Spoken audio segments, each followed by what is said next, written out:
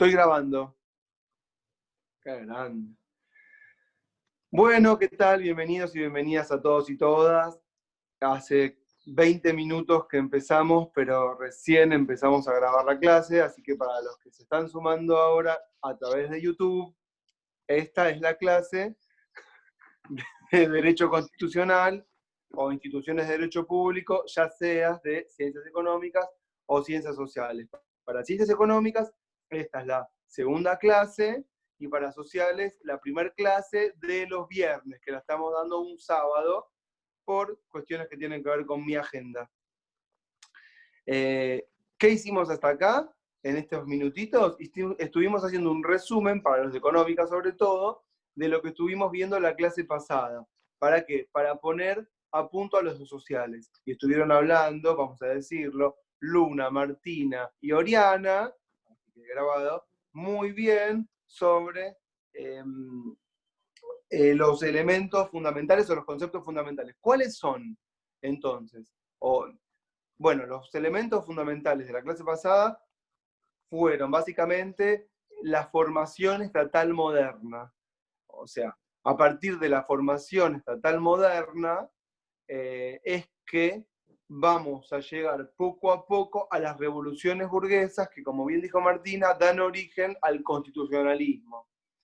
Y, como bien dijo Luna, este es un proceso muy largo.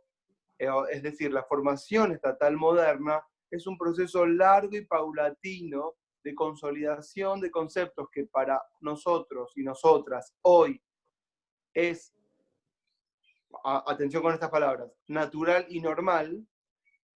No debería ser ni natural ni normal, pero lo sentimos así,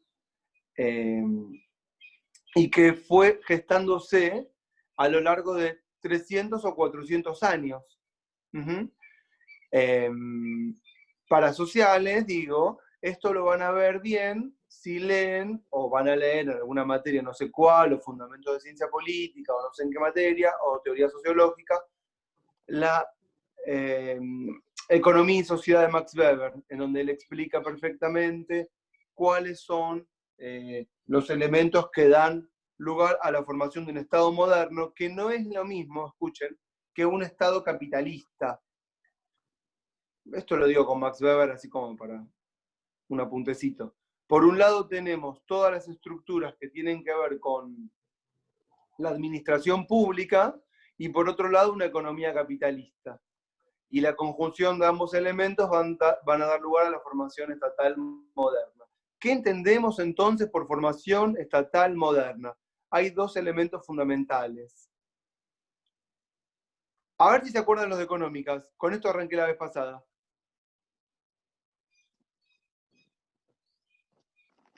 ¿No? Puede ser ¿Cuáles son los dos? A ver. Algo así, no tengo los apuntes a mano, pero hablaste de la facultad para imponer algún tributo, o sea, va por ahí. Sí, va Y por la ahí. concentración del poder o del aparato represivo. Por eso creo que lo dijo Ari. No, pero está, bueno, pero está, ¿lo dijiste vos, Ari? Sí, retomó con eso en la clase que dio él. Qué grande, Ariel Mourlas. Sí, o sea, la creación de tributos regulares, constantes, es uno de los primeros grandes elementos que van a consolidar después la formación estatal tal cual la conocemos hoy. Y el otro elemento importante es el ejército regular o el control regular de la fuerza por parte de una autoridad central. Y no es sencillo lograr que una autoridad central logre, digamos, controlar la fuerza en todo un territorio y se la arrogue para sí, y esto sea legitimado por todos y todas en un determinado territorio. Esto que Max Weber, ahora como estamos en Sociales también lo tengo que decir, dice... Está hablando... Perdón. No, perdón. Luciana Moreno, ¿qué pasó? Perdón. No, pasó. tenía una pregunta. Está hablando de lo del monopolio de coerción legítima que habla Marx, ¿no? Weber, va. ¿De eso está hablando? Claro, iba a decirlo ahora, justo me sacaste la palabra de la boca, pero sí, iba a decir, eso que dice Max, está bien, Luciana, eso que dice Max Weber, de que la definición de Estado es cuando una fuerza logra, de alguna manera, la legitimación de la coerción física, que lo vemos así como algo, como una definición sencillita, es lo que estuvimos en realidad trabajando históricamente, cómo fue este proceso. No es que se logró un día para el otro, y esto es lo que decíamos que tardó 300 o 400 años. Y es fundamental porque en el momento de las revoluciones burguesas, la primera en Inglaterra, a mí me gustaría igual entrar directamente con Inglaterra, pero siento que sociales estaba muy virgen todavía, porque ser la primera clase, para que se den estos procesos de revolución y luego constitución, ya se había consolidado en lo que nosotros llamamos después estados, pero que escuchen ahora, previamente son reinos, ya se había consolidado una fuerza única en todo un territorio legitimada por toda la población que allí estaba. No lo vamos a decir que hiper consolidada, pero bastante consolidada. Con la fuerza suficiente como para que un nuevo actor fundamental de la historia de la humanidad, que es la burguesía, intentara controlar el aparato del Estado y no fundar uno nuevo. ¿Y qué quiero decir con controlar el aparato del Estado y no fundar uno nuevo? Quiere decir que ya estaba legitimada una administración pública, que era la del reino. Y lo que la burguesía vino a hacer nada más fue adosarle un parlamento al lado. ¿Entienden? Le adosa un parlamento que es el símbolo de la burguesía, ¿sí? Porque necesita decirle a los reyes o a los que ejercen el poder que el límite de ese ejercicio está en el Parlamento. Pero la administración y sus funciones de políticas públicas que se fueron consolidando a lo largo de tantos años, ya existían y continuaron después. Y esto también es importante aclararlo porque es muy común que nosotros pensemos que el Estado, a partir de las revoluciones burguesas, sería un Estado mínimo, como le gusta decir al liberalismo. Y el Estado no es un Estado mínimo, al liberalismo le gusta decir que es un Estado mínimo, pero el Estado es cada vez más grande desde el momento en que se formó hasta la actualidad. Pero, espero que me estén siguiendo, el Estado, a través de sus intelectuales, anoten esto, después lo desarrollamos, me lo preguntan, el Estado, a través de sus intelectuales, desarrolla un discurso de sí. ¿Qué significa desarrolla un discurso de sí? Alguien, algún pirulo, una pirula, viene y le dice al rey o a las autoridades qué tiene que decir que es el Estado. Y cuando llegó el liberalismo, los intelectuales del liberalismo dijeron, el Estado es un Estado mínimo. Entonces ahí armó un discurso de sí. ¿Siguen esta idea? Pero cuando estaba la monarquía absoluta, y había intelectuales de la monarquía absoluta, otros eran los discursos. Por ejemplo, que el monarca era el representante de Dios en la tierra y era el soberano, y había que respetar al soberano. Era otro el discurso. No se hablaba si el Estado era mínimo o era máximo o cómo era el Estado. Nadie lo pensaba así. ¿Van siguiendo esta idea? Por eso es muy importante que ustedes entiendan en su estructura. Tengo una pregunta. Sí. En las monarquías absolutas, ¿la mayoría tenían este concepto de que eran enviados de Dios o eso eran algunas nada más? ¿O eso era dónde? En algunas, o eran todas. O sea, monarquías absolutas siempre tenían ese concepto religioso o no era así. Bueno, yo claramente no te puedo contestar porque no sé. No sé, porque, a ver, yo te diría genéricamente pero genéricamente, yo no te puedo decir en cada estado cómo fue el proceso. Claro. Eso me es muy difícil. Sí te puedo decir que en los estados occidentales, cristianos occidentales, la figura del Papa y el rol de la Iglesia y su estratificación al interior de la Iglesia y su despliegue territorial controlaron una porción muy importante del territorio que nosotros llamamos Occidente. Y en ese territorio el Papa controlaba a través de la legitimación que venía de Dios. Todo esto ¿Vos, Lucía, sos de sociales? Sí, sí. Claro, todo esto lo hablamos la vez pasada, de todos modos. Bueno, voy a decir, porque la verdad que la duda es muy genuina. Lo hablamos todo en la clase pasada en económicas y ¿ves, Vélez, que hace falta? Perdón, hace falta. Y por un lado, vos necesitas, y esto es lo que estaba diciendo, y ahí vuelvo a lo tuyo, para que ustedes anoten en su estructura mental, ¿no? Como nota, pónganlo en su apunte. Tenemos por un lado todo por arriba, un discurso de qué idea tenemos de sociedad, de qué idea tenemos de Estado, de qué idea tenemos de poder, de qué idea tenemos de soberanía, de Dios o de ley racional. Y por otro lado, por abajo, tenemos un despliegue, en términos marxistas, lo voy a decir ahora, material, territorial, que nos explica la historia desde la dominación económica o de la creación de valor, o de las industrias, o de las relaciones de fuerza y de poder concretas y específicas sobre los cuerpos. Ahí hablé con Foucault, no importa. Ustedes tienen que entender que hay constantemente entre lo material y lo espiritual conexiones o desconexiones. Esto, ¿saben con quién lo van a ver bien también? Ustedes anoten, después lo buscarán solos y solas. Con Gramsci. Cuando Gramsci dice perfectamente que hay un momento de empate hegemónico o de hegemonía o contrahegemonía, cuando lo que está arriba no se corresponde con lo que está pasando abajo. Y por arriba y abajo me refiero a los discursos, discursos o pensamientos hegemónicos, y por otro lado las dominaciones terrenales o materiales. Para terrenales parece que es religioso, materiales.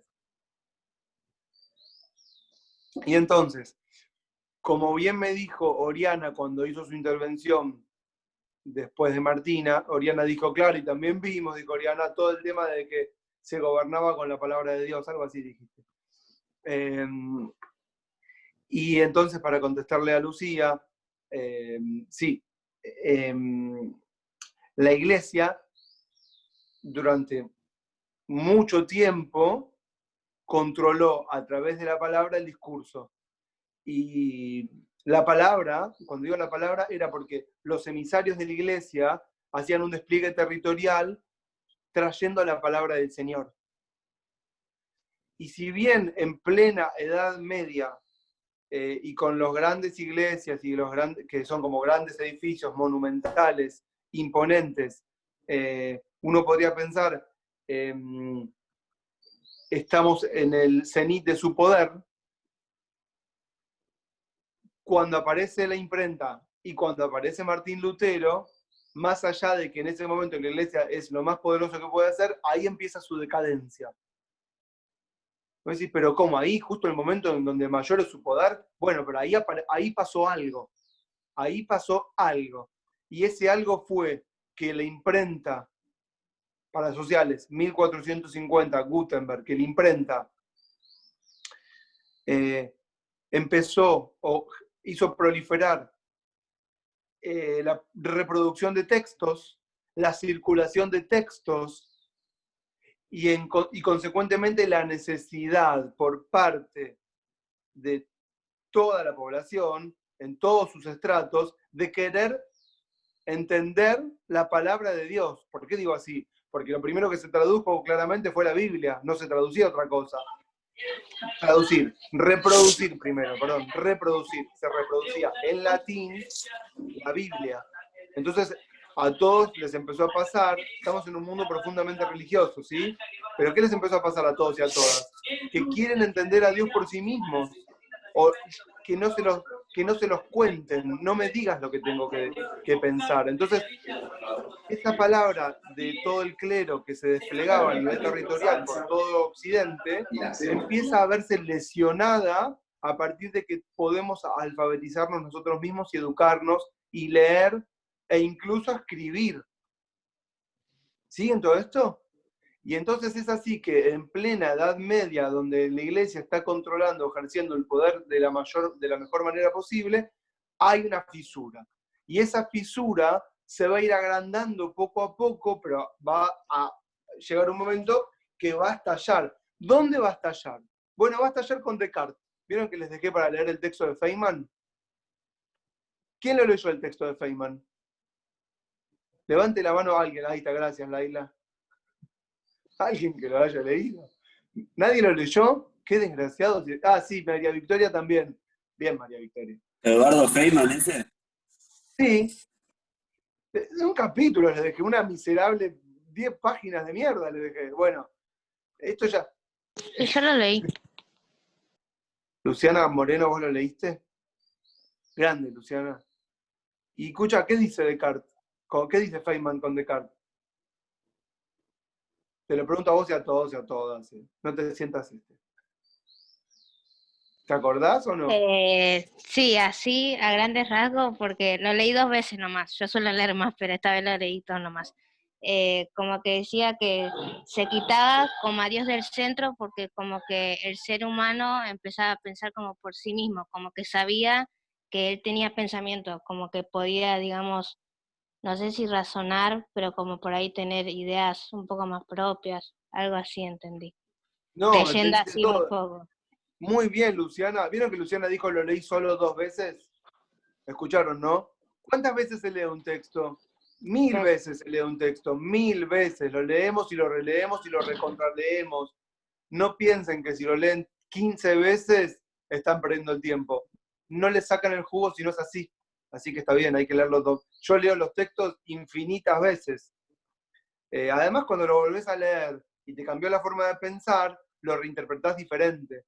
Por eso también es muy lindo que cuando leen un texto, si entendieron algo o lo relacionaron con algo de la actualidad, justamente los de teoría son para eso, anoten lo que pensaron en ese momento al lado del texto. Porque cuando lo releen otra vez, dicen, uy, mirá lo que pensaba en ese momento, o con qué lo asocié. Ustedes tienen que entender que todos los autores de teoría política nos dan elementos o construyen herramientas que nos permiten pensar. Bueno, Feynman dice que con Descartes lo que nace, escuchen, es el sujeto capitalista. Así es el título de la clase. No sé cómo es, pero es el sujeto capitalista. Sí, María Victoria, decime. No, que dice que con la frase pienso, luego existo, que es la de Descartes, cancela también la idea de Dios y, bueno, pone al sujeto como en primer plano, eso quería agregar. Claro, y está muy bien, porque es tal cual así. Lo que yo les contaba, lo que empezó con la difusión de la imprenta y la necesidad de cada uno de poder leer fue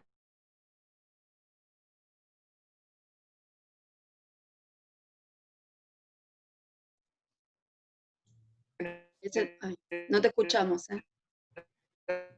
Tenemos wifi esa. como dijo. No, esperen, que me llamaron por teléfono. Me hinchan las bolas. Ahí está. ¿Me ven ahí? Puede ser que vuelvan a llamar y lo tenga que rechazar otra vez.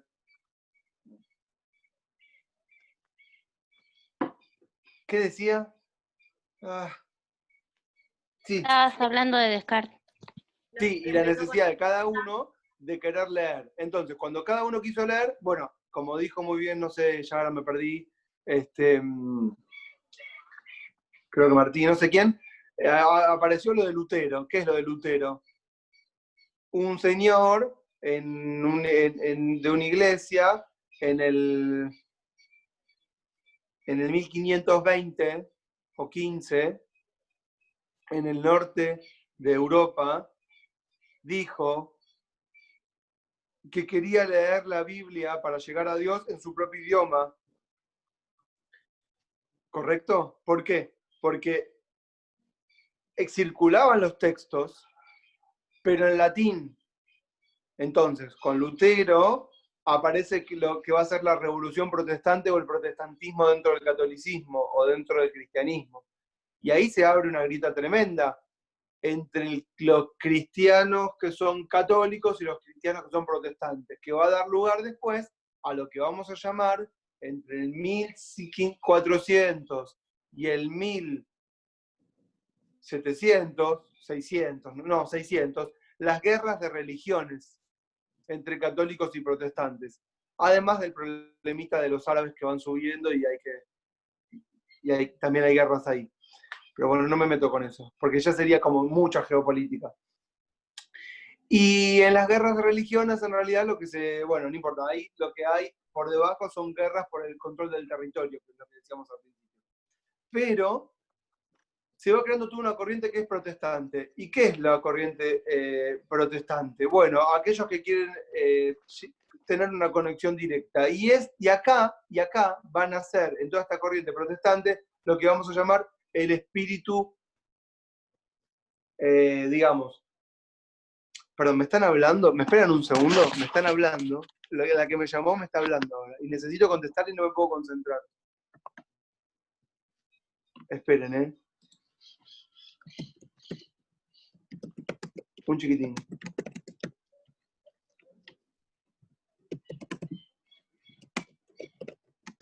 Ya voy, ¿eh?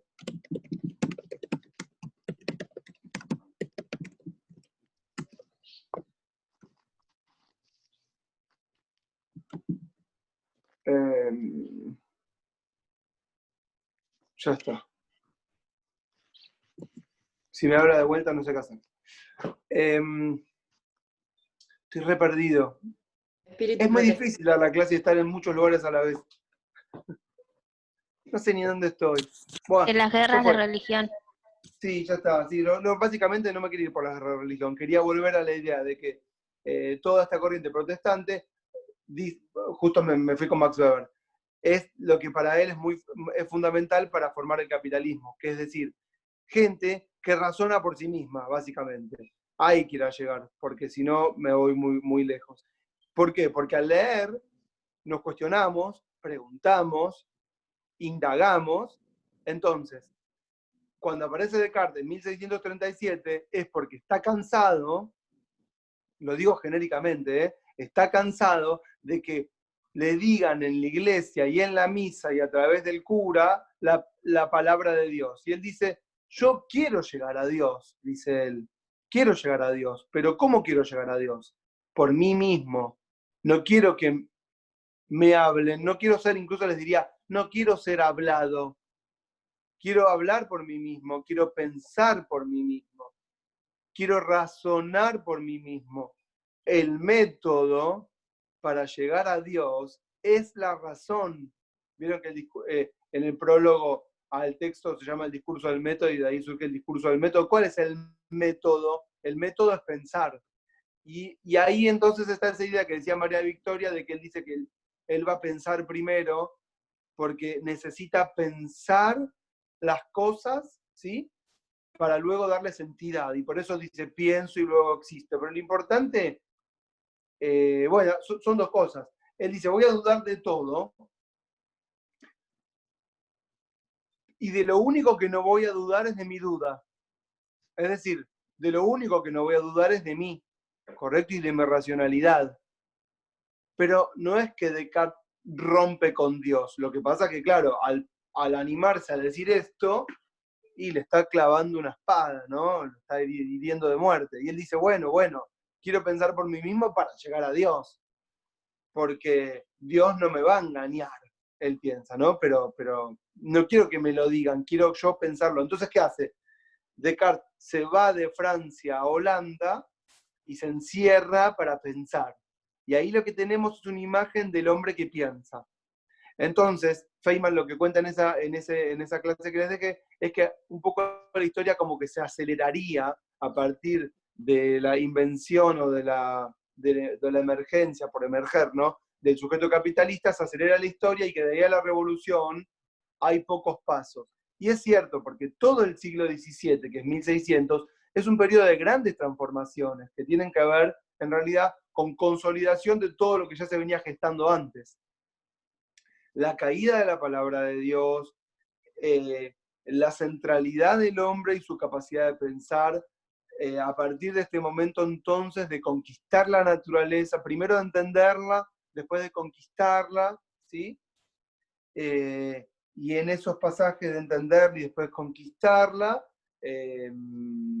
bueno, hay una correspondencia directa con lo que estaba pasando en términos materiales. ¿Qué estaba pasando en términos materiales? A ver, esto lo dijimos la vez pasada también, dijimos que las monarquías absolutas, lo voy a decir muy rápido, disculpen sociales, pero así avanzo, las monarquías absolutas se fueron consolidando en el territorio, desplazando a la nobleza y creando una nueva estructura social. Lo sinteticé rapidísimo.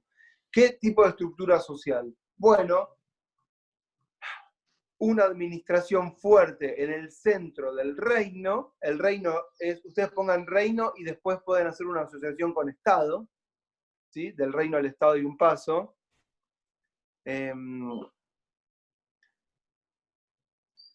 Una caída de los otros poderes muy fuerte. La iglesia, por un lado, a través de este proceso que les conté, y la nobleza, que empieza a reconocer en la monarquía el poder central, e incluso empezando a desaparecer, o a reconvertirse. Lo que era nobleza, escuchen, esto es lo importante, lo que era nobleza eran grandes señores que gobernaban una porción del territorio. Ustedes tienen que empezar a pensar que todo el territorio estaba subdividido en feudos, que bueno, es como caciques, tipos que controlan en el territorio con sus propios ejércitos a la población que vive ahí, que son vasallos, que son gente que labura la tierra, que son dueños de su medio de producción, pero que laburan para el señor feudal. Esto está claro, ¿no? Esto efectivamente era así. Hay preguntas si serían, en el chat, si serían los señores. Claro, son los señores feudales. La sociedad medieval era una sociedad estratificada, con títulos de nobleza. Entonces vos tenías un día uno que se convirtió en rey, se autodenominó rey, y a partir de ese momento se creó un rey en Madrid, un rey en Londres, un rey en París, y bueno, en determinadas, bueno, después tenemos todos los reyes del este, no los conozco, pero alrededor de los reinos se fueron extendiendo, digamos, los ejércitos en forma de anillo hacia afuera, conquistando más y más territorios. Y en donde el monarca conquistaba un territorio o hacía una alianza con el señor feudal, pero si no lo conquistaba, desaparecía el feudo, y en ese espacio lo que se instalaba era un parlamento.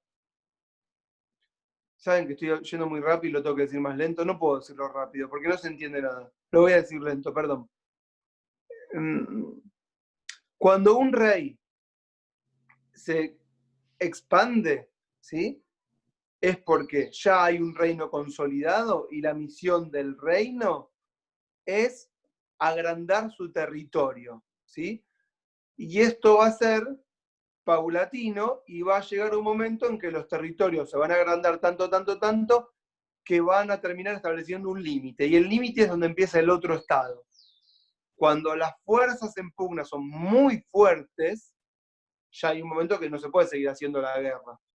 Después va a venir un tipo como Hitler que va a decir, yo tengo que conquistar, pero hasta el momento, antes de la Primera Guerra Mundial o de la Segunda Guerra Mundial, los estados habían logrado un cierto equilibrio diciendo, bueno, vamos a concentrarnos puertas adentro y dejamos de extendernos hacia afuera. Los grandes imperios hasta la Primera Guerra Mundial. ¿Y cómo entraba la monarquía a un territorio? No entraba de cero. Si entra de cero, miren lo que les voy a contar ahora, lo van a entender perfectamente. ¿Se acuerdan de lo que pasó con Vicentín?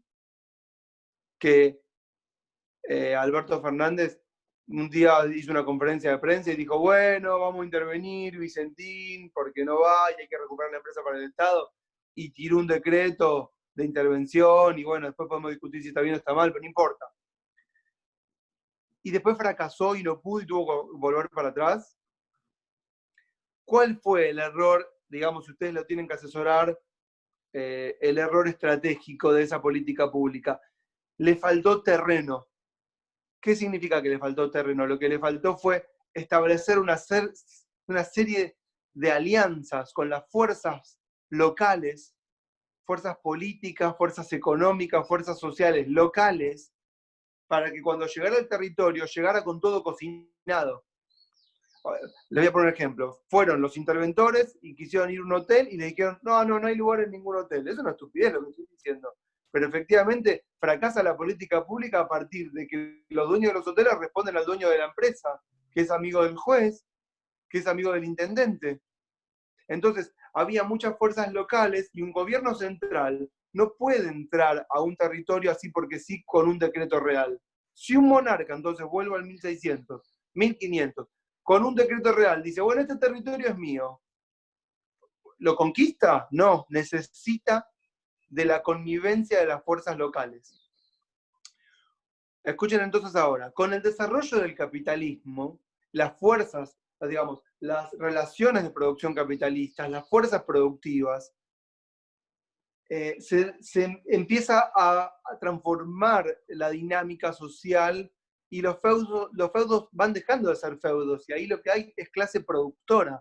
Cuando digo clase productora, me estoy refiriendo, como le decía San Simón, es otro que tal vez algún día van a leer, a los dueños de los medios de producción y a los que ponen la fuerza de trabajo, todos vistos en su conjunto. La clase productora, que no tiene nada que ver con el señor feudal. Y esa clase productora se hace fuerte y le tenía que pagar, escuchen, en el sistema impositivo de la era medieval, había esto es muy importante, tómenlo como nota para llegar a la conclusión, había una triple imposición. Se le pagaba impuestos a la iglesia por el diezmo, se le pagaba impuestos al señor feudal y se le pagaba impuestos a la monarquía central. Y la burguesía, la incipiente burguesía, la que cada vez va a ser burguesía con identidad de clase, quiere dejar de pagar triple imposición. ¿Y a quién le va a pagar finalmente cuando se desencadene toda esta historia? Le va a pagar a uno solo. ¿A quién le va a pagar? A la monarquía. A la monarquía, gracias Luna. Le va a pagar a la monarquía. Va a decir, no le pago más al feudo, no le pago más a la iglesia, y solo le pago a la monarquía.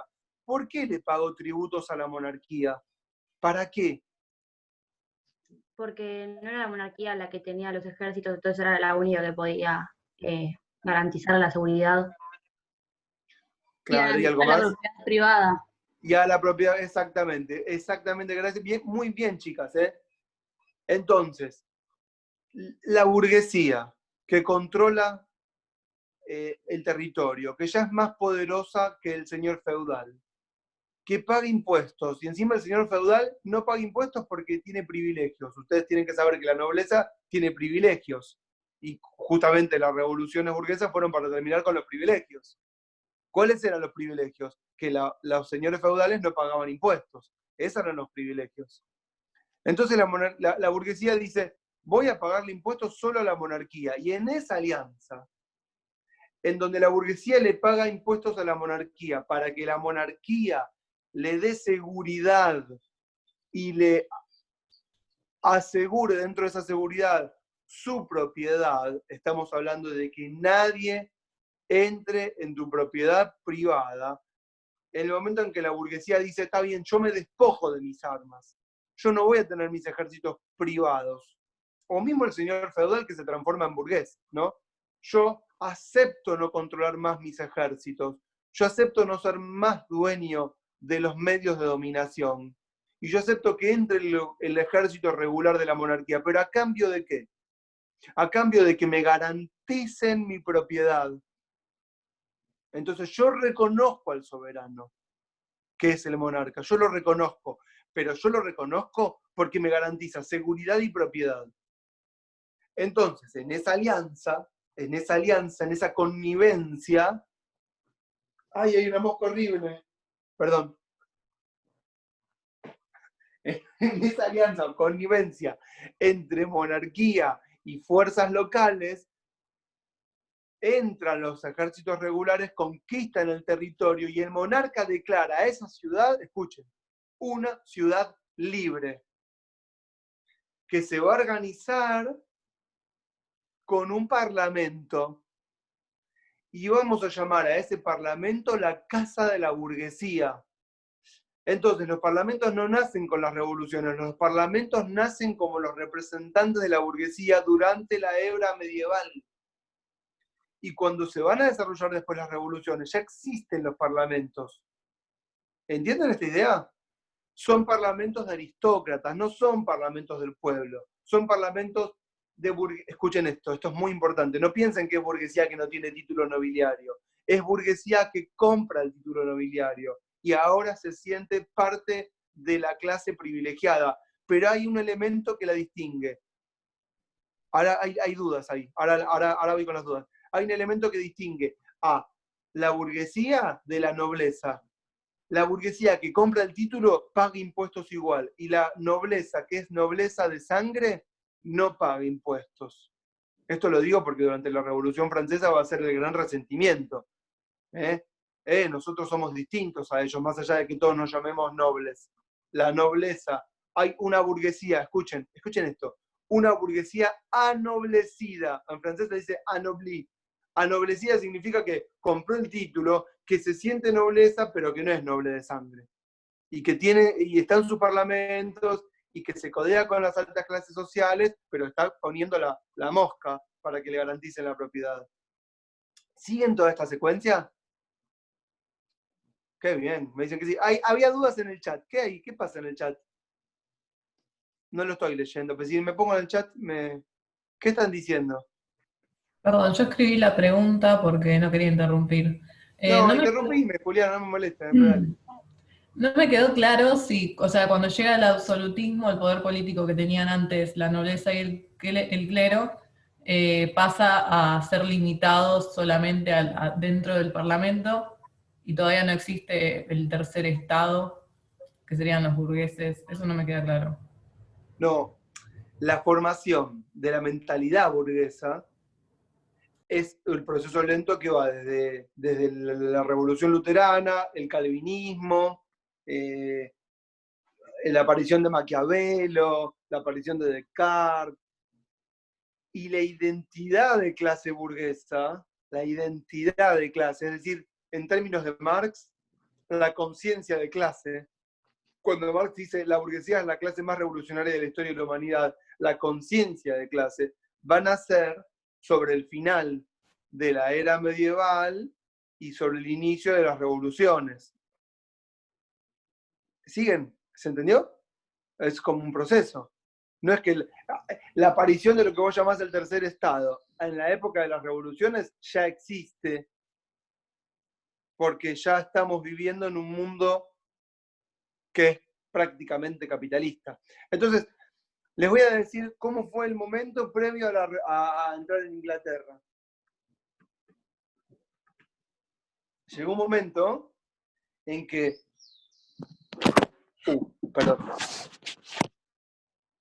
Llegó un momento de la evolución de estos procesos, escuchen, en los que cada vez había menos nobles, la monarquía se hacía más fuerte, los impuestos se cobraban con mayor regularidad, el correo funcionaba bien, es decir, nada, funcionaba bien. Había una empresa de correos en la que el monarca podía hacer llegar sus órdenes cada vez más lejos. Bueno, cambió toda la dinámica.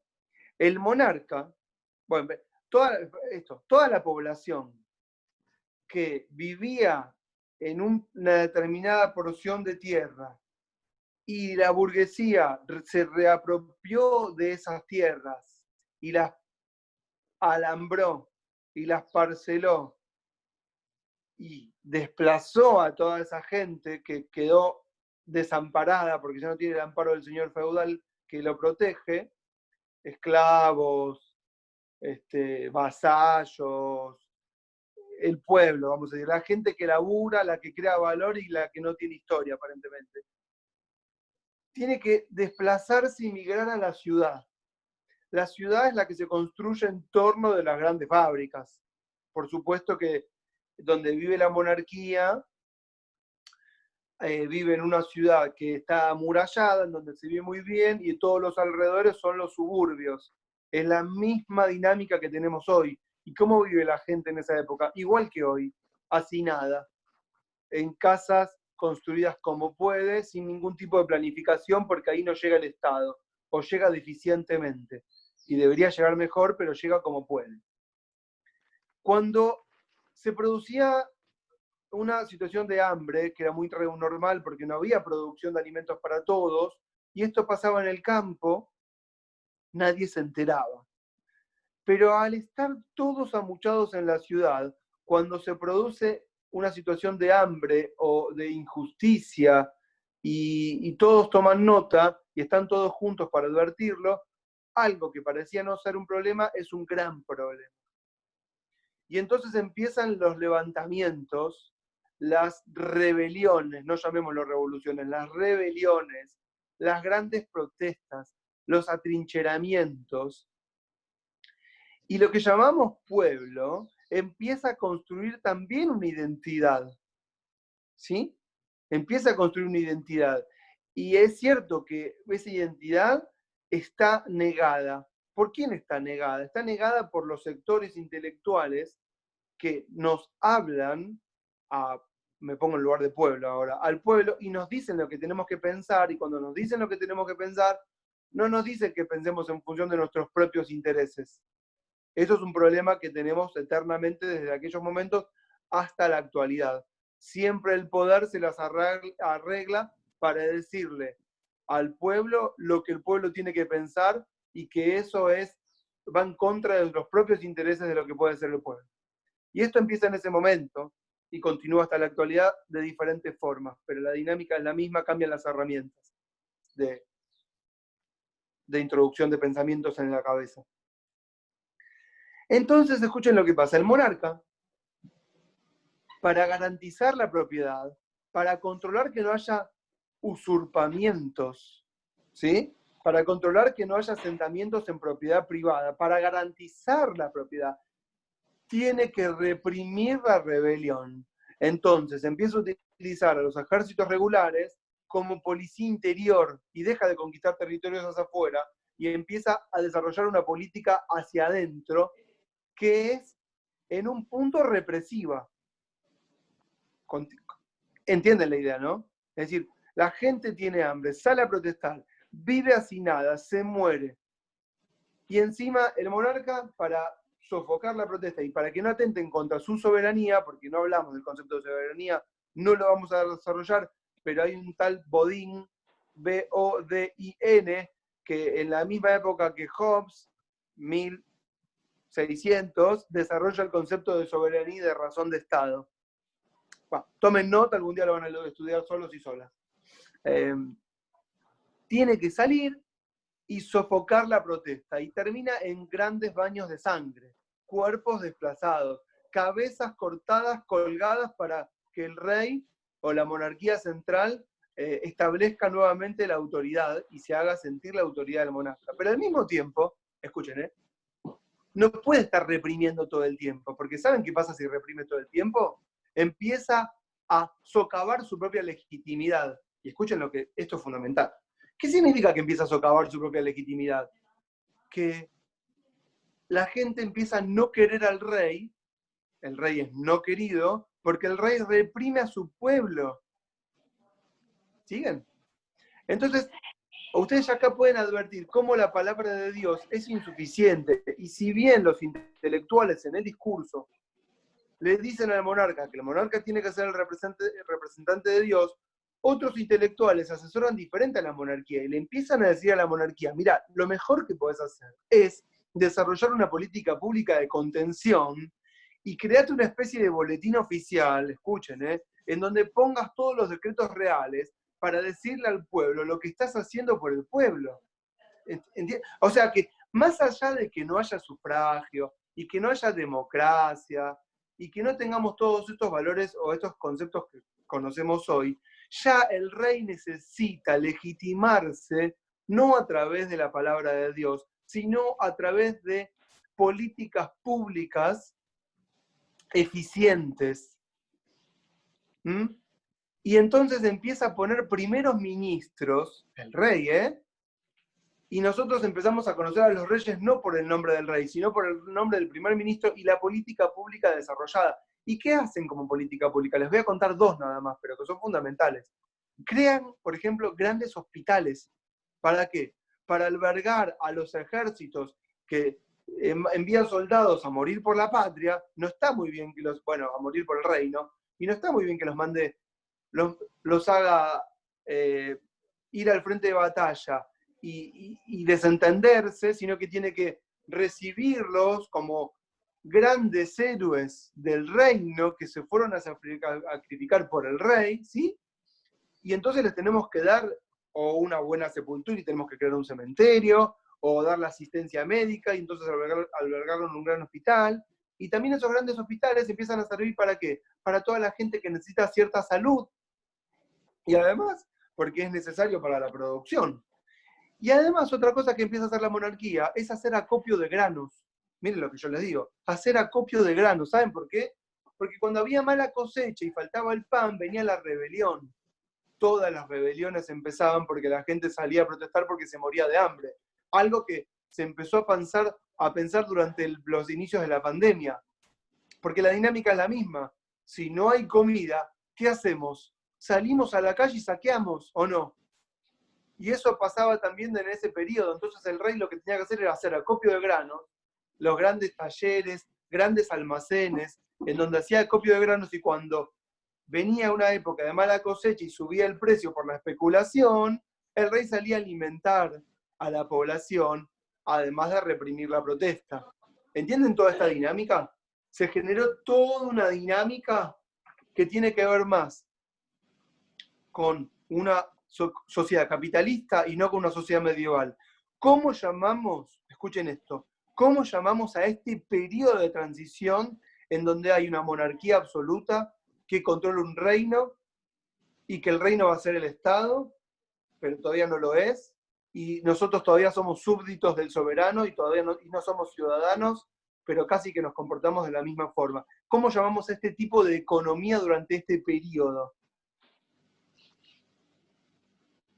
A ver, los de economía, los de económicas.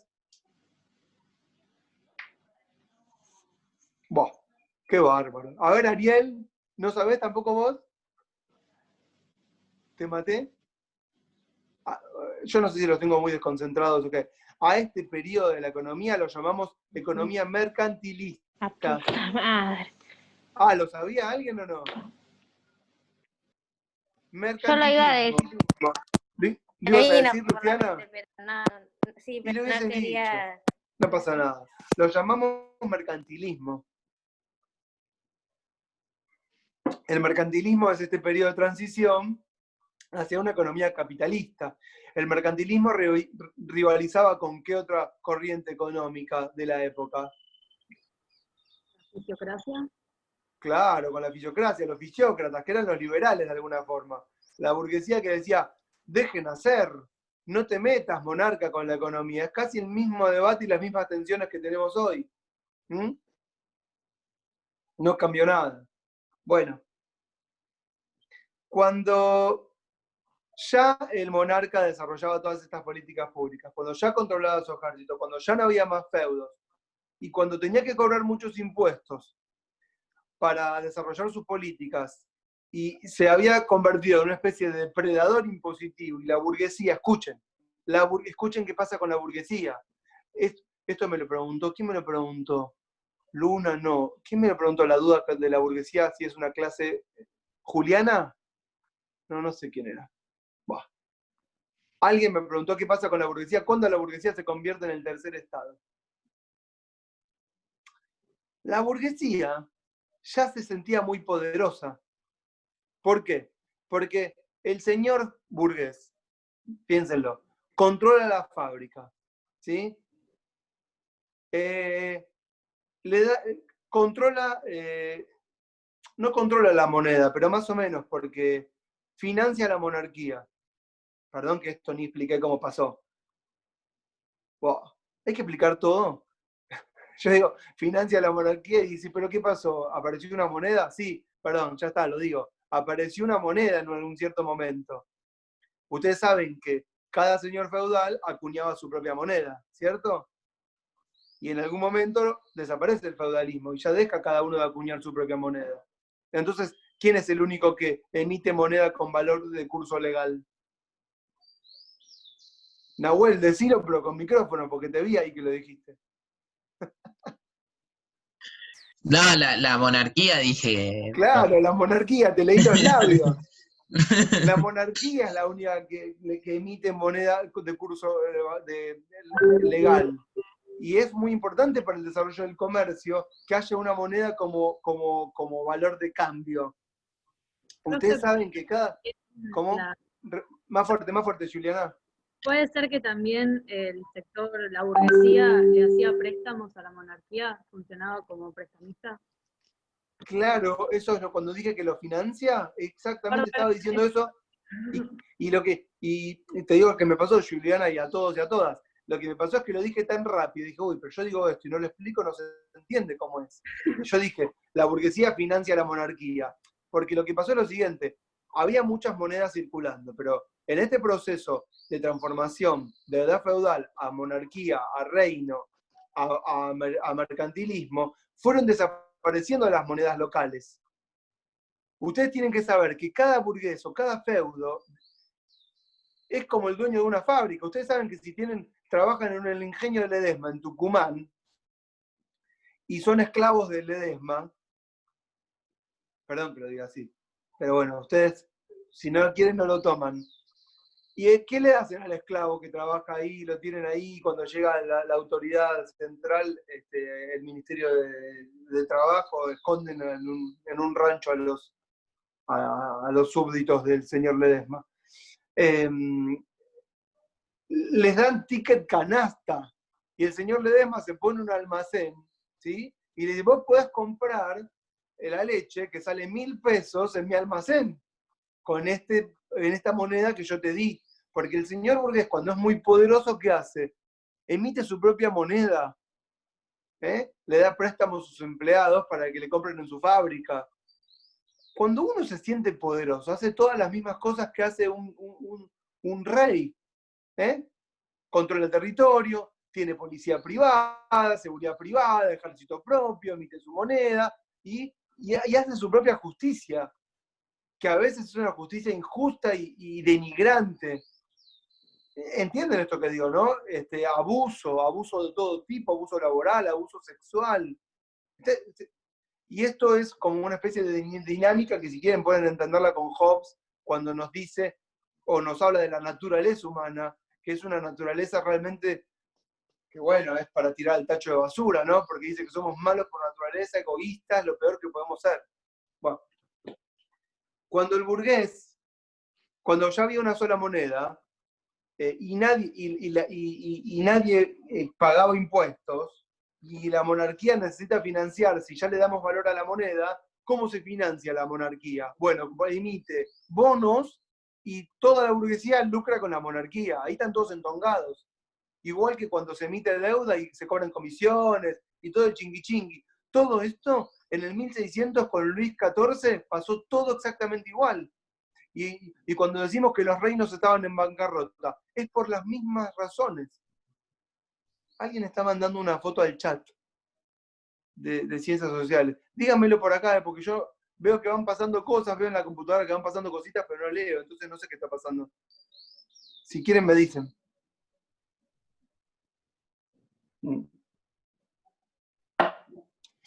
Entonces, cuando el burgués se siente muy poderoso, cuando ya siente que la monarquía es una molestia, cuando ya cree que se puede autogobernar, y encima el monarca no puede controlar las situaciones de hambre, la población que se rebela, ¿sí? Los levantamientos, y cuando el monarca necesita cada vez más a la burguesía y la burguesía necesita cada vez menos al monarca, o así parecería ser, no creo que sea tan así, pero la burguesía en algún momento lo siente, es decir, che, me está molestando la monarquía, piensa el burgués. Se olvida, ¿no? de todo lo que hace la monarquía, que es todo lo que hoy hace el Estado, que controla la población, que construye caminos, que acuña la moneda, que sostiene los hospitales, que todo se olvida, la burguesía se olvida. Y dice, la monarquía me está molestando porque me cobra muchos impuestos y yo quiero pagar cada vez menos impuestos. En ese momento es cuando la burguesía se constituye en una clase en sí. No, perdón, clase, sí, o en sí. Y después, el segundo momento, siempre hablando con Marx, es cuando empieza a actuar en consecuencia, es decir, la revolución. Y este es el momento en cuando la burguesía es una clase para sí. Es decir, ya no laburo más para la monarca, ya no le pago más los impuestos a la monarca. Ahora yo laburo para mí mismo. Yo esta me la hice solo, a mí nadie me dio nada. Entonces yo no voy a pagar ningún impuesto. ¿Entienden de dónde surge el discurso de la derecha? De acá surge. Yo me la hice solito. A mí nadie me ayudó. Bueno, entonces, cuando llega este momento, llega la revolución. La primera gran revolución va a ser en Inglaterra. ¿Por qué la primera gran revolución? Porque es la que va a terminar en algo que se parece a el constitucionalismo moderno. ¿Me están siguiendo? Estoy cansado ya. Me falta igual, porque son las 12:20. Yo le quería hacer una pregunta. La revolución inglesa que acaba de mencionar es la de Oliver Cromwell. Sí, es la de Oliver Cromwell, sí. ¿Saben por qué tomo así? Hay una basura en el vaso desde hace como 40 minutos y no me lo quiero tomar. Y llegué hasta el final y ¿saben qué es lo peor? Me la tomé. ¡Qué cagada!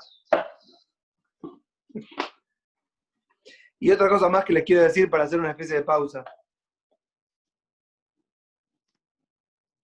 No tengo mate, porque estoy en un club y tenemos un solo mate acá y se lo llevaron. ¿Pueden creer? Espérenme un segundo que me voy a buscar más agua. Y aparte ese vaso es del liceo, creería. ¿Es del liceo francés? ¿Cómo sabes? Sí. Qué grande. Egresada. Ah, ¿sos egresada del liceo? Sí. ¿Cómo te llamas? Olivia. Olivia. Mira, Olivia me descubrió. Tengo un vaso del liceo francés. Qué grande, Olivia. Espérame un segundo. Esperen que me busco agua. Ah.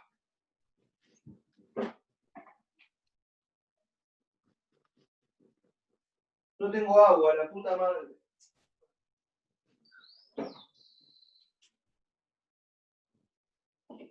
Bueno, miren.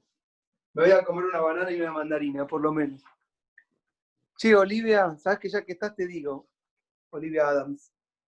Mucha de esta información la saqué de un libro que se llama Una historia popular de Francia, de un autor que se llama Gerardo Noiriel. No sé si lo conoces. No. Después te pongo, mandame un chat que te mando la portada del libro, que es súper interesante, pero lo tengo solo en francés, que es interesantísimo.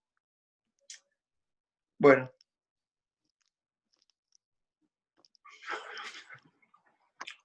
Estoy recobrando energía, espérenme. Joaquín, ¿querés hacer alguna intervención? Ariel. Veire, que estás ahí. Con Ari estamos rosqueando mientras vos hablás. No te puedo creer, ¿están rosqueando? ¿Rosqueando o rosqueando? ¿Se están peleando? No, rosqueando entre nosotros. Ah. No, la verdad que no. La historia del constitucionalismo, yo soy un alumno más. Me gusta mucho y me falta mucho todavía. Pero si ya escucharon esta clase 200 veces. Es verdad eso. No puede ser. Ya lo podían decir de memoria.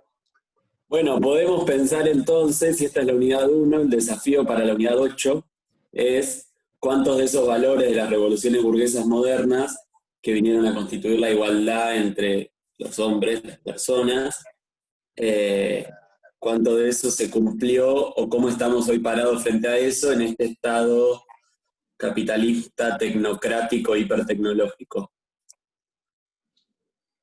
Tremendo. ¿Cuántos conceptos? Pero esto es lo que vamos a ver en la unidad a todos. que esa me gusta A la mí más me- divertida. Nos estás dando ¿Sabes lo hambre a que pasa? todos. Pasa que no tengo nada para tomar. Tenía que lubricar un poco. Voy a empezar con la Revolución Inglesa, aunque sea media hora, y no puedo seguir. Cuando hablas mucho te da hambre. Aparte, había hecho una clase de gimnasia, después me iba a jugar al fútbol. No se puede así. Esperen. Bueno. Igual con el COVID no sé con quién voy a jugar, pero a ver si alguien me patea la pelota, juego. Bueno, la Revolución Inglesa tiene dos grandes momentos. Nahuel, escúchame. Antes de Oliver Cromwell, hay un periodo que es entre 1642 y 1647. Es el primer periodo de la Revolución. Ustedes, no sé si van a leer por ahí o no.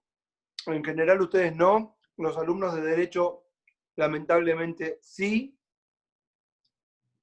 Les cuentan que la historia de Inglaterra es un proceso de pactos. Pero no es un proceso de Es el pactos. Parlamento Negro. ¿Cómo? Parlamento Negro, pregunta Juliana. Me mataste.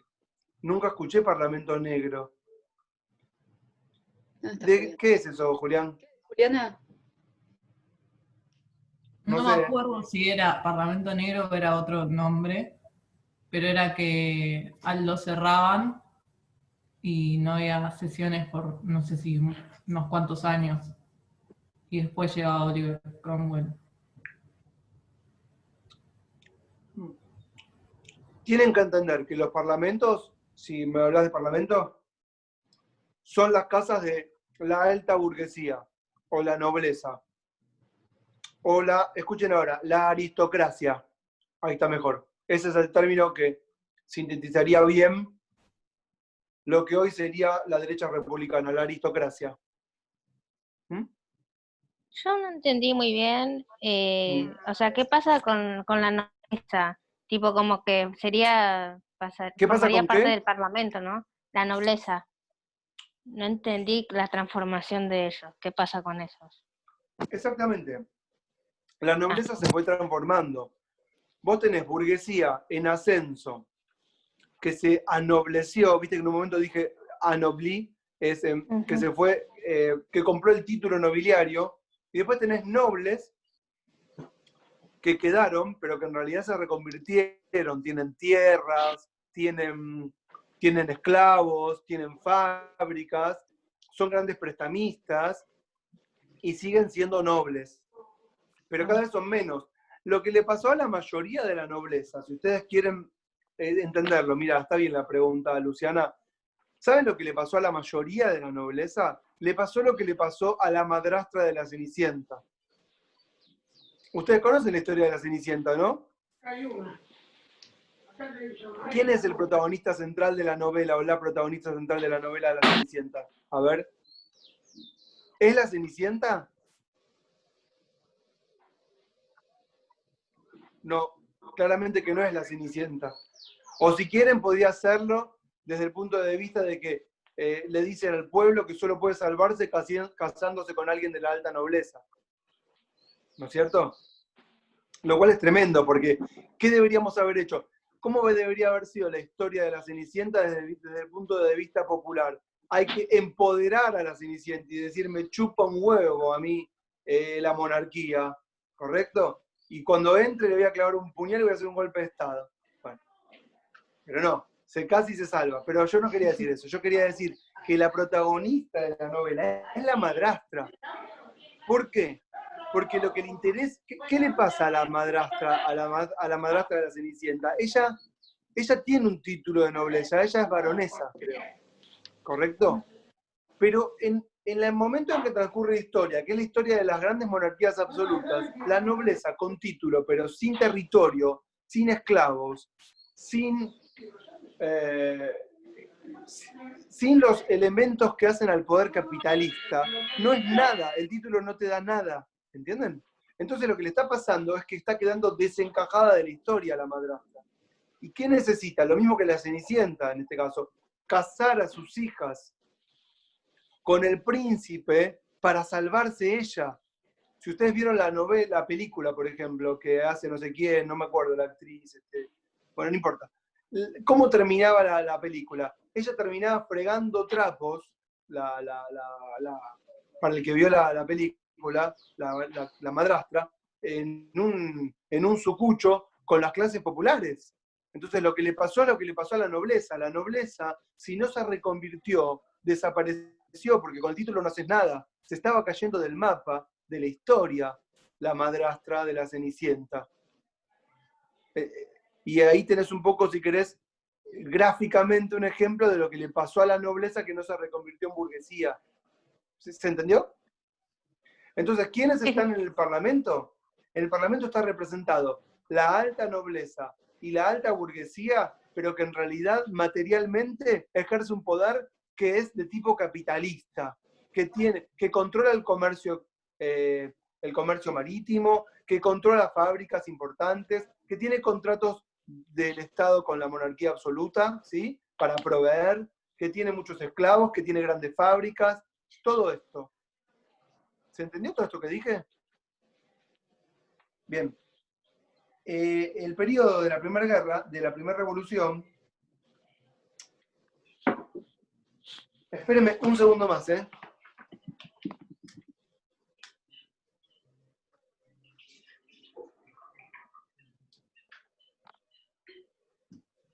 El periodo de la Primera Revolución, les decía, es entre 1642 y 1647. ¿Y qué pasó en este periodo? Bueno, claramente había una guerra que por arriba es una guerra territorial entre los reinos del norte y la centralidad de la monarquía en Londres. Protestantes los de arriba, católica la monarquía, ¿sí? Y esto es como, ustedes tienen que entender que estamos en el periodo de las guerras de religiones y esta es la gran excusa. Siempre las excusas para las guerras no tienen que ver con el conflicto verdadero, ¿correcto? Es una pantalla. Y en el medio, una población amuchada, como yo les conté, en grandes centros urbanos, muy desprotegida, sin el amparo de los señores feudales. En francés se dice à l'abri, sería como, bueno, sin un paraguas, sin un techo, sin nadie que la proteja, ¿no? Eso le decían, por ejemplo, los sureños en Estados Unidos a los del norte. Ustedes a sus obreros los tratan pésimos, los dejan y que se mueran. Nosotros a nuestros esclavos los tratamos bien, les damos de comer. ¿Entienden lo que digo? Y la gente no tiene nada. Entonces, en este periodo de revolución, es un periodo de guerra civil, en donde aparece, por un lado, la monarquía que se pelea con el parlamento que representa a la alta burguesía, ¿sí? Y por otro lado tenemos a los sectores populares que aparentemente son invisibles, pero que en este periodo de guerra civil emergieron y tuvieron algunos intelectuales que los representaron. Esto es re importante, porque no podemos pensar que las guerras y las revoluciones... Joaquín, sí, me hablan. Decime. No, te quería recomendar a vos y a todos los chicos, ya que están, no sé si la vieron, hay una película que está en Netflix que se llama Enmienda 13, que es muy parecida a los conceptos que vemos en este curso, porque habla cómo desde la abolición de la que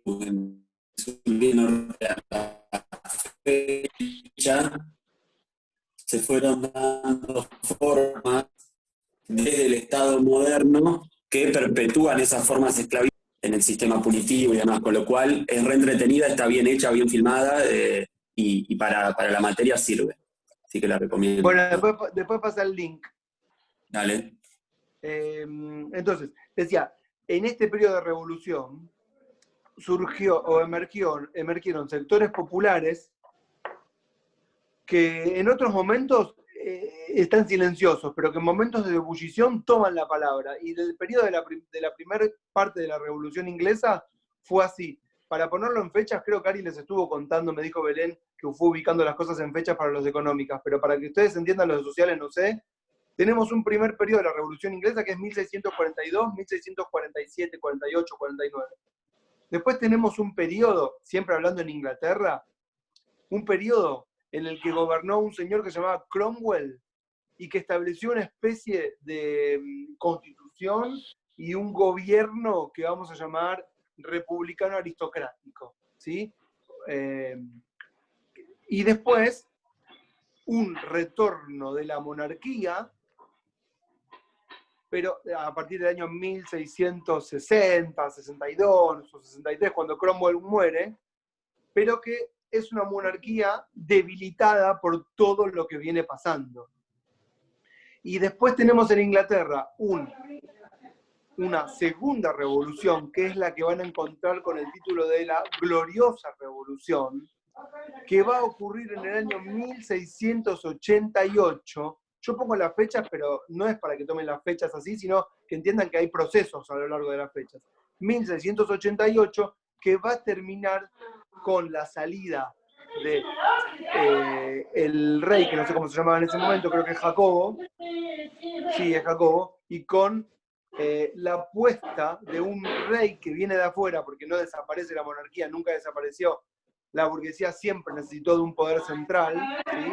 Pero una monarquía, un monarca que va a venir de otro país, que es de Holanda, y que va a venir a cumplir el rol de monarca controlado por el Parlamento. Y al primer rey, el rey de la primer periodo de la Revolución, que se llamaba Carlos I, le cortaron la cabeza. Para que entiendan que fue sangrienta ese periodo de la Revolución.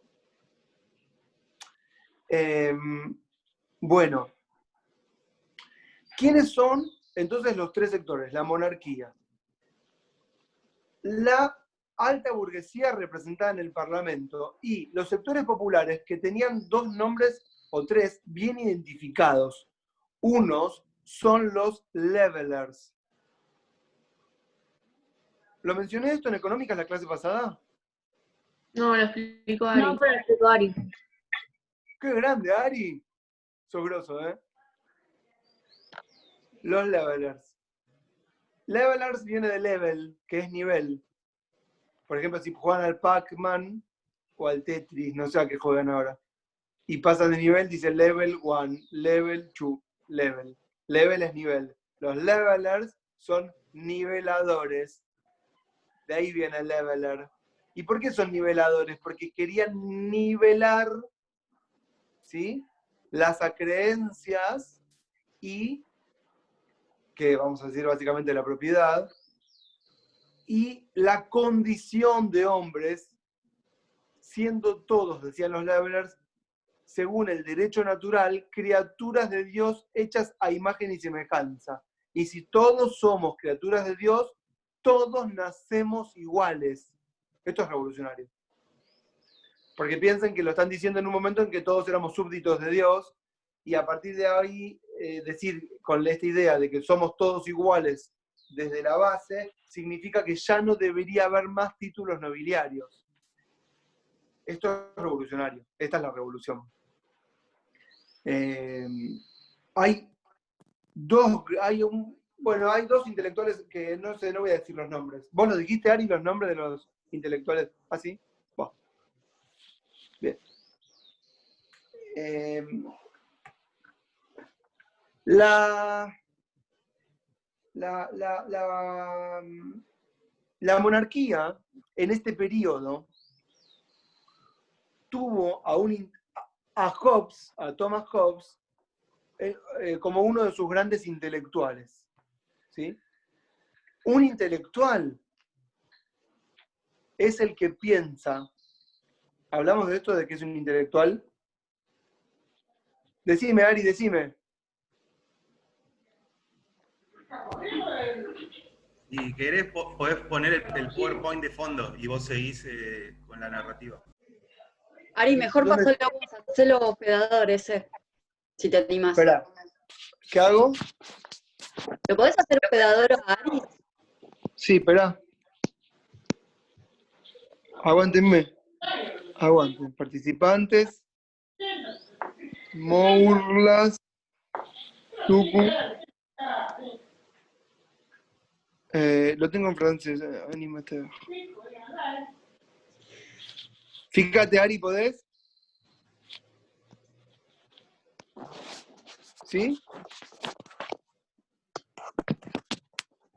Dale. Che, ¿están atentos y atentas o no? Bueno, menos mal. Tuvo a Hobbes la monarquía como uno de sus grandes intelectuales. ¿Qué es un intelectual? Eso. ¿Qué es un intelectual? ¿Quién sabe qué es un intelectual? O una intelectuala. Una intelectuale. Ahí va. ¿Qué es? ¿Quiénes son? ¿Saben quiénes son? A los de ciencias sociales, ¿quiénes son los intelectuales? Qué bárbaro. Ya no hay. Ya no hay. Chiques, son ustedes los intelectuales del futuro. A ver si entienden bien. ¿Para qué estudian esta carrera de ciencia política? Porque son intelectuales en potencia. Los intelectuales somos nosotros y nosotras, los que pensamos la sociedad, los que hablamos por los demás, los que deberíamos ser aquellos que les dicen a los demás lo que tienen que pensar. ¿Quién nos robó la profesión cientistas sociales a nosotros? Abogados. No, los abogados están en el último orejón del tarro. El marketing nos robó la promoción. Nos mató. La publicidad nos mató. Y ahora el algoritmo. Que nos dice qué pensar. Pero... La tecnología, dice Daniela. Sí. Entonces, los intelectuales son los que nos dicen qué pensar, ¿no? Y hay intelectuales que son intelectuales de gobierno, hay intelectuales que pueden ser revolucionarios, ¿sí? Contrahegemónicos, pero básicamente es el que piensa, el que crea los conceptos, el que piensa en los demás, el que filosofea, el que problematiza. Ari, me volviste a poner Hobbes. Bueno, no sé qué hizo Además, Ari. Hobbes es de los primeros que plantea el contrato social, o sea, después de los otros contractualistas. Y él lo Exacto, ahí voy. plantea más en defensa de la monarquía absoluta. Esa es la forma que él plantea, ¿no? Lucía, ¿no? Lucía, ahí voy a eso, ahí voy. Entonces, ¿qué dice Hobbes? Hobbes es un intelectual que quiere, en el momento de guerra civil entre el pueblo, el parlamento y la monarquía absoluta, Hobbes quiere que la monarquía, de alguna manera, recobre su poder, imponga su poder, su fuerza, sus aptitudes, sus capacidades, de manera tal de volver a controlar el territorio y garantizar la seguridad para todos, ¿correcto? Esto es algo elemental, pero va a agregar algunos conceptos muy novedosos que también son revolucionarios. Él escribe un texto que se llama El Leviatán. A ver si yo puedo, no puedo compartir la pantalla. ¿Cómo hago para compartir la pantalla? Ahora, ya sos hospedador de vuelta. No, pero soy hospedador, soy en el celu, no soy en el... No importa. Después busque, ¿sabes? Vele, buscate por YouTube, buscate por Google la tapa del Leviatán y mandala por WhatsApp, ¿podés? La tapa del Leviatán. ¿Cómo andan? Hobbes, cuando escribe Leviatán, conceptualiza diferente a la sociedad. Y esto es lo novedoso. Él no va a decir que somos una sociedad en su conjunto con estratificación social.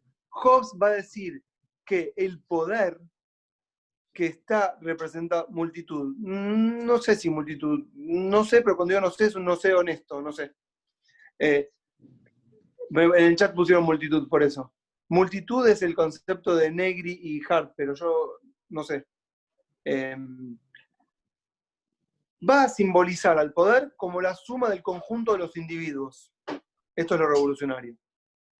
Acuérdense lo que estábamos hablando hace un ratito con la idea de la centralidad del hombre. Hobbes le va a decir a la monarquía que la construcción del poder del monarca es la suma de todas las individualidades, ¿correcto?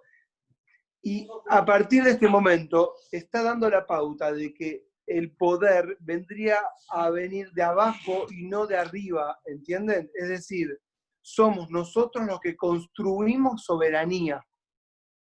Esto es muy importante porque esta es la raíz del derecho constitucional moderno. Si ustedes ven la tapa que acaba de mandar Joaquín, por chat, no la puedo compartir, pero pueden ver en su teléfono, no sé dónde tienen el WhatsApp, van a ver que al interior del monstruo, que es un monstruo bíblico, hay un montón de pequeñas personitas. Y esto lo que nos está queriendo decir es que no somos más una sociedad estratificada en la que cada uno es respecto a los demás, esclavo, vasallo, subvasallo, noble, clero, y la estratificación del clero. Somos todos suma de individualidades. Entonces, hay una centralidad del ser racional en este punto. Pero además va a decir algo fundamental. Va a decir, ¿y entonces cómo construimos soberanía? Bueno, el monarca ya no es más. Ustedes ya saben que lo veníamos viendo, el monarca ya no es más. Acá me ponen cosas que yo no estoy leyendo.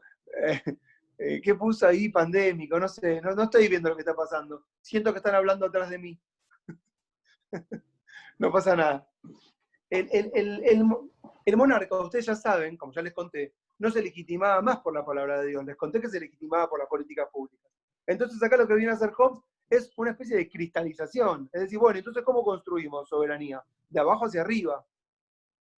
Hobbes dice, escuchen, cada uno de nosotros puede gobernarse a sí mismo. Cada uno de nosotros se gobierna a sí mismo. Lo piensa porque casi a cada uno controla en su territorio, escuchen, cada uno controla en su territorio sus propias armas, su propio ejército, ¿correcto? Y les conté que hubo un proceso en donde hubo una desposesión de los medios de producción, una desposesión de los medios de dominación para dárselos a la monarquía, de manera tal de que la monarquía nos garantice la propiedad. Hobbes va a simbolizar todo esto en el famoso pacto, como bien nos dijo hace un ratito Lucía. ¿De qué estamos hablando cuando hablamos de un pacto?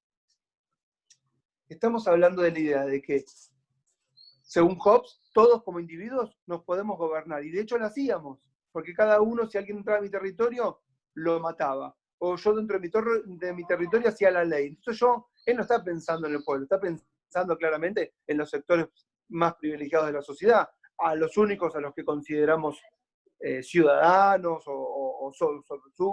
vamos a decir, en ese momento no existían los ciudadanos, el soberano era el monarca, pero vamos a decir que Hobbes estaría considerando a toda la gente, entre comillas, poderosa, soberanos cada uno por uno mismo. Entonces a todos esos conjuntos, o a todas esas hasta individualidades soberanas, vamos con todas ellas a hacer un pacto para que la soberanía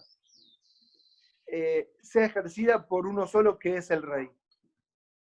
Porque Hobbes dice, nosotros podemos gobernarnos a cada uno por nosotros mismos. Pero ¿qué va a pasar? Nos vamos a terminar matando entre todos, como está pasando ahora con la guerra civil que estamos viviendo. Y él dice, y también inaugura también una estructura de la forma de pensar que es el contractualismo, no es el primero, había otros que lo habían dicho antes, que vivimos en una especie de estado natural en el que cada uno se gobierna a sí mismo, y para pasar a un estado de seguridad tenemos que celebrar un pacto, en donde tenemos que dejar de gobernarnos cada uno por sí mismo y que el monarca nos gobierne a todos. Y a partir de este momento entonces vamos a construir una soberanía. ¿Siguen esta idea? Y por construir una soberanía nos referimos a la idea de constitución. Hobbes no lo dijo así, porque puso al soberano como, al monarca como el soberano, pero ya con esta idea de individuo, de pacto, de autogobierno, ya ustedes pueden ver cómo intelectualmente nos va llevando poco a poco al segundo momento de la Revolución Inglesa, de 1688, en el cual el intelectual protagónico no se va a llamar Thomas Hobbes, se va a llamar John Locke. ¿Lo conocen a John Locke? Que escribe un texto, un ensayo que se llama, escribe dos, pero el segundo casualmente, ustedes fíjense si no es un intelectual de gobierno, lo escribe una vez que triunfa la revolución. Entonces escribe un ensayo que se llama Segundo ensayo sobre el gobierno civil. Se ve que el primero no sirvió mucho, nadie lo lee, no sé. Y en este segundo ensayo sobre el gobierno civil, fíjense, gobierno civil, no gobierno de Dios, él va a instaurar las bases de lo que va a ser la filosofía liberal. John Locke es como una especie de padre de la filosofía liberal, en la que va a poner de relieve la idea del parlamento como la entidad que tiene que gobernar, y no la monarquía.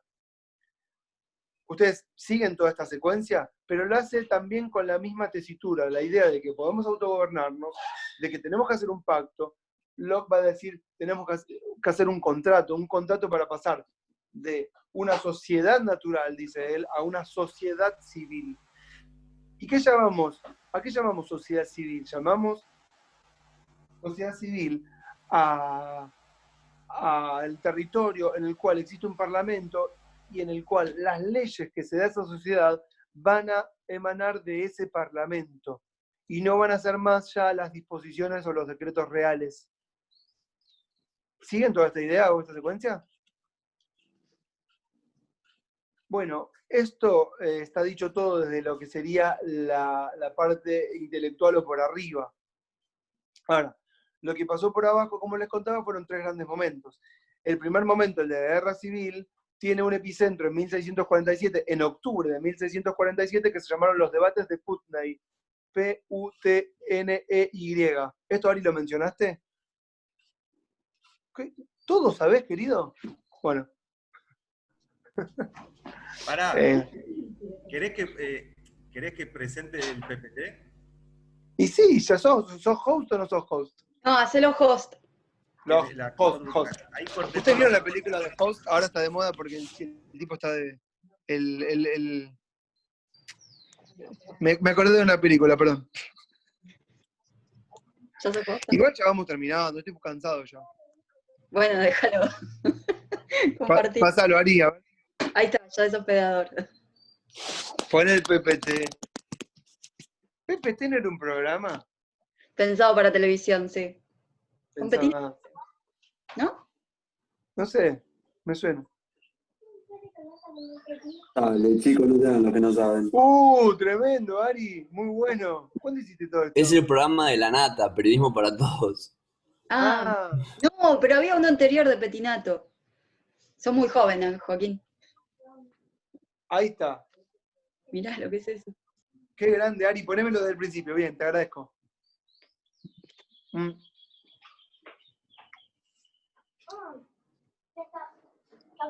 Cuando corte yo os digo, decime dónde, ahí.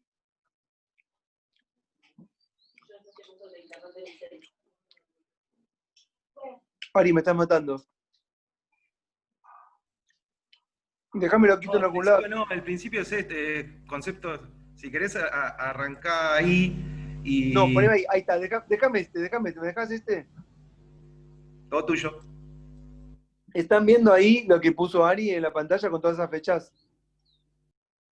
Todas esas fechas se las tienen que saber todas. Bueno, el periodo 1642-1688 de la Revolución Inglesa, él puso ahí 1688 como la Revolución Inglesa, esa sería la gloriosa revolución en realidad. Podemos poner, si querés, Ari, que el periodo va desde ya venía de antes el quilombo, ¿no? Pero que va desde 1640 a 1688. Y 1688 es la consagración de la Segunda Revolución. En el primer periodo, ahí pusiste muy bien, el rey era Carlos I.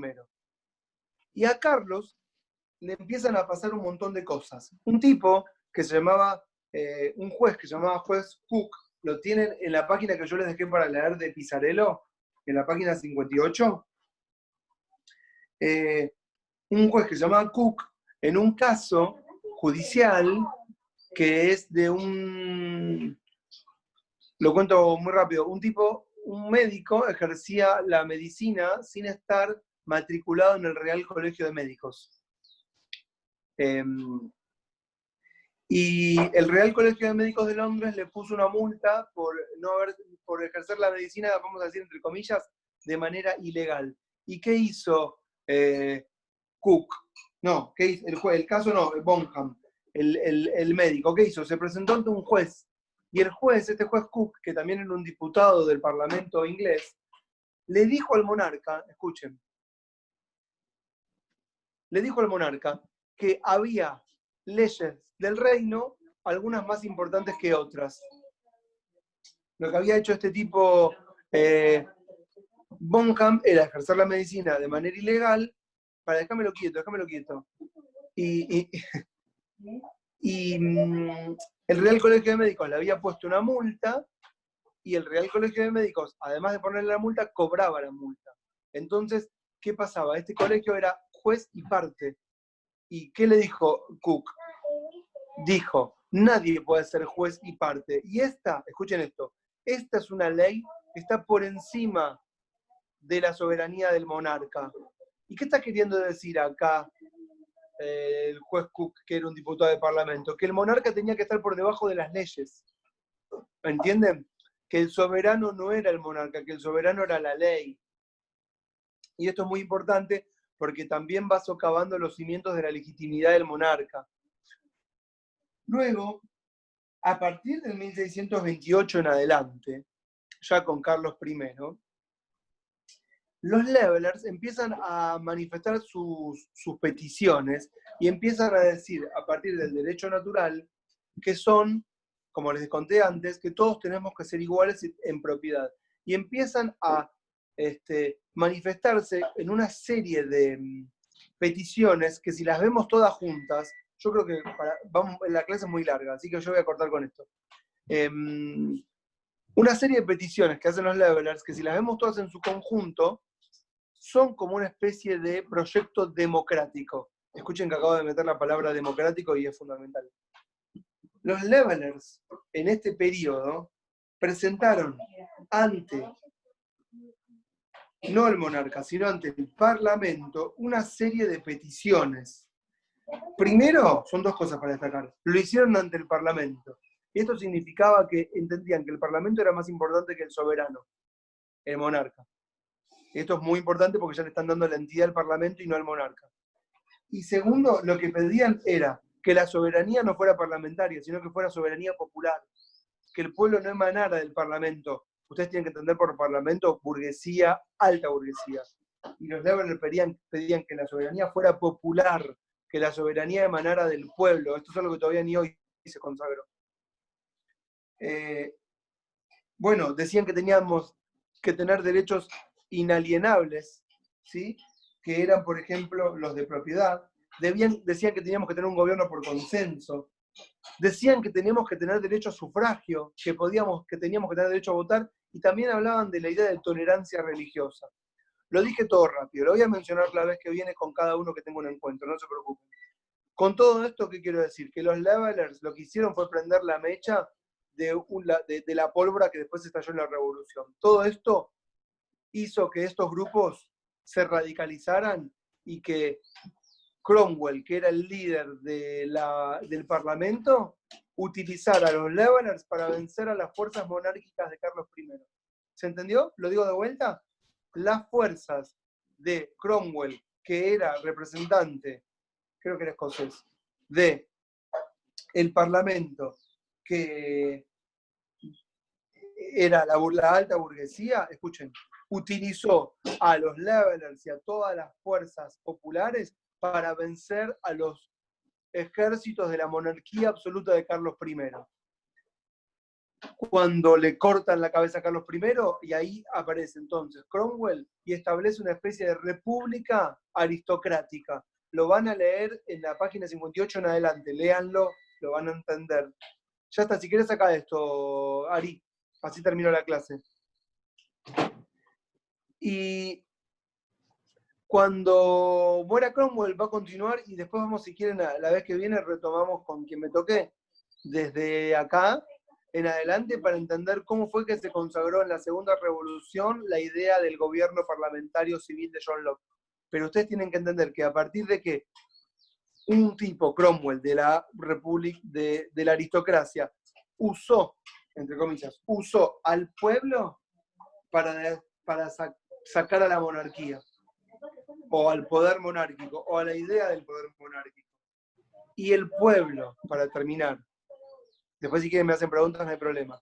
Y el pueblo nunca va a poder ser pueblo con idea propia, sino recién hasta la Revolución Jacobina de Francia de 1793. Anótenlo si quieren.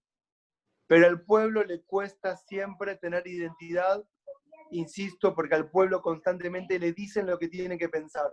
El poder le dice a los sectores populares lo que tiene que pensar, y lo que tiene que pensar nunca son los intereses de esos sectores populares. Eso pasó en Inglaterra, eso pasó en Francia, eso pasó en Alemania, eso pasó en nuestras colonias, y pasa en la actualidad, por supuesto. Va a seguir pasando. Bueno, creo que con todo esto estuvo bastante bien, ¿no? Dignísimo. No sé, ¿tienen preguntas hasta acá o pueden seguir leyendo tranquilas? No sé. Mariana, ¿qué? Sí, sabe que ya yo armé toda la parte de las revoluciones del TP, pero estaba leyendo y viendo en la clase que mi parte de la revolución inglesa es como muy general. O sea, yo no me enfoqué, o sea, me enfoqué en Levelers, Diggers y el ejército o sea, el nuevo modelo de ejército, esa cosa. Pero es como mejor enfocarse como por época, ¿no? Sí, mira, es mejor enfocarse por época, por supuesto. A mí me gusta dar mucho detalle, pero no para que ustedes repitan detalles, sino para que ustedes logren a partir de los detalles de lo que vamos contando una idea conceptual genérica. No puedo pretender que conozcan todas las cosas paso a paso, ni yo a veces lo sé. A veces es cierto que cuando uno va estudiando se acuerda de pequeños detalles. Yo me acuerdo que en la clase de historia nunca me olvidé que el día que terminó la guerra, la Primera Guerra Mundial, Hitler estaba en una cama en un hospital. No me lo olvidé nunca, pero no sé si me aportó mucho. Y ustedes puede ser que se acuerden de algún detalle puntual, pero yo te diría, Mariana, que la idea es que entiendan los procesos de manera genérica. Por eso voy contando detalles, pero hago mucho énfasis en los conceptos generales. Soberanía, la economía mercantilista, por cosas que la formación estatal moderna, el tributo, los ejércitos, ¿entienden? El intelectual. Y bueno, claramente que no se pueden decir las cosas si no se explica el proceso histórico. ¿Está más o menos lo que estoy diciendo? Sí, sí, más o menos. Bueno, no, ahí puso alguien, nos asustamos, no se asusten. No, porque habló del trabajo práctico, pero es de económicas, no de sociales. Por eso se asustó. Ok, no se olviden que hay 2 cursos acá. Eso por un lado, que hay 2 cursos. Segundo, esto es para disfrutar, esto no es para... Sí, esto es para disfrutar, no es para... Si el que no le gusta se va. No, ya lo entrega este miércoles, por eso. ¿Tiene entrega este miércoles? Bueno, entreguen lo que quieran. Igual con toda esta base, todo lo que van a leer es más o menos lo que les tiene que quedar claro. Ya está. Sociales todavía no definimos nosotros cómo va a ser la evaluación, pero después... Bueno, pero los de económicas con todo esto tienen. ¿Saben qué? Los de económicas que están acá me mandan chat, me preguntan y les mando audio, ¿está bien? De las cosas que no explicamos de Estados Unidos, que no expliqué de Francia, no expliqué nada. Bueno, no importa. Sí, igual Ariel no sé hasta dónde había llegado, así que... Eso. Ariel explicó Francia. La que quedó más o menos en la... Bueno, yo de todos modos, ¿saben lo que puedo hacer? Creo que tengo del cuatrimestre pasado clases que di en otro curso en Derecho, puntualmente todo Estados Unidos, todo Francia, pero todo paso a paso. Que si quieren les mando, si quieren aburrirse, Sí. y les reenvío, y ahí tengo todo explicado con otros alumnos, pero el paso a paso de cada una de esas revoluciones, en donde todos estos conceptos vuelven a aparecer, pero ayornados a esos momentos históricos. Los busco y se los paso. Genial, gracias. De nada.